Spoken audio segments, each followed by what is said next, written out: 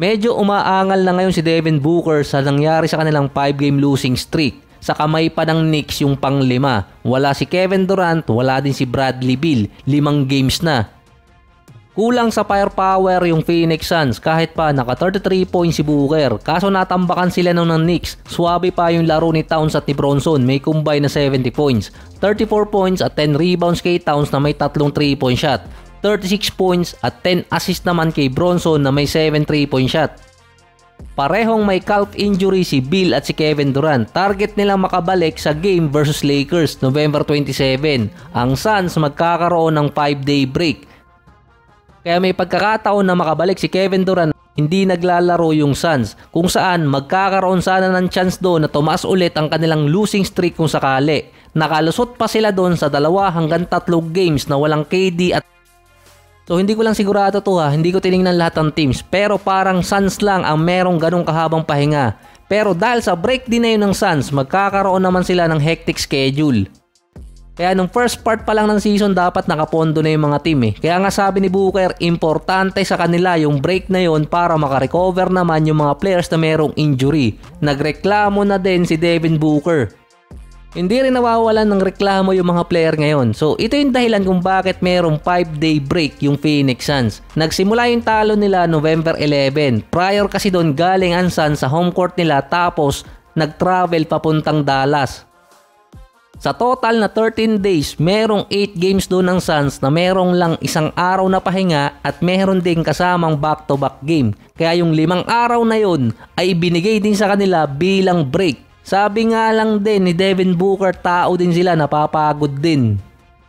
Kaya wala ding time na makarecover agad yung 2 player na hindi nadadagdagan yung kanilang losing streak. So napatunayan na din na kailangan talaga ni Giannis at ng Bucks si Thanasis. Nagkaroon ulit kasi sila ng 2-game winning streak kalaban ng Houston at Bulls. Nakuha nila yon habang nanonood si Thanasis sa courtside. Kasama din ni Thanasis versus Bulls na nanood si Patrick Beverley. Ibang klase din tong si Giannis, kinikilig sa utol. 20 points at 13 rebounds versus Rockets. Dito naman sa Bulls, 41 points, 9 rebounds at 8 assists. Naging unstoppable ulit si Giannis na at least nananalo ngayon na merong Thanasis. 5-game winning streak sana yun eh kung hindi nayari nung versus Hornets. Gumawa pa nga ng podcast nun si Thanasis dun sa nangyaring game. Kaya after nun, nanood agad siya ng laro versus dito sa Houston kung saan naman nakakuha ng game winner si Damian Lillard. Number 10 ngayon ang Bucks. 6-9 record sila. Interesado pa rin namang kunin ng Bucks si Thanasis kaso nga lang injury pa siya. Sa next game pa ng Bucks, dun sila pwedeng umakyat at least top 8. Dalang kalaban nila Pacers at Hornets. Sila kasi yung magkakadikit sa standing.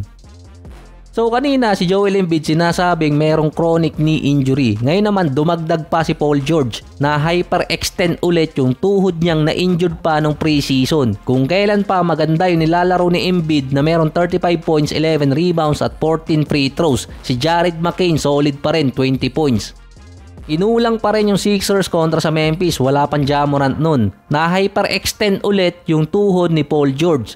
Ito rin yung katulad ng nakuha niyang injury noong nakaraan na merong bone bruise injury. Nasa ilang linggo din siyang nawala nun. Ito na rin yung pangalawa sa tuhod na yon na iniiwasang may matama ang maselang parte ng tuhod na inacknowledge naman ni Coach Nick Nurse na same injury lang yung nakuha ni PG. Yun nga lang wala pang official MRI na nilalabas yung Philadelphia. Ang sinabi kasi ni Nick Nurse, merong structural damage sa tuhod ni PG kaya hindi talaga binalik sa game.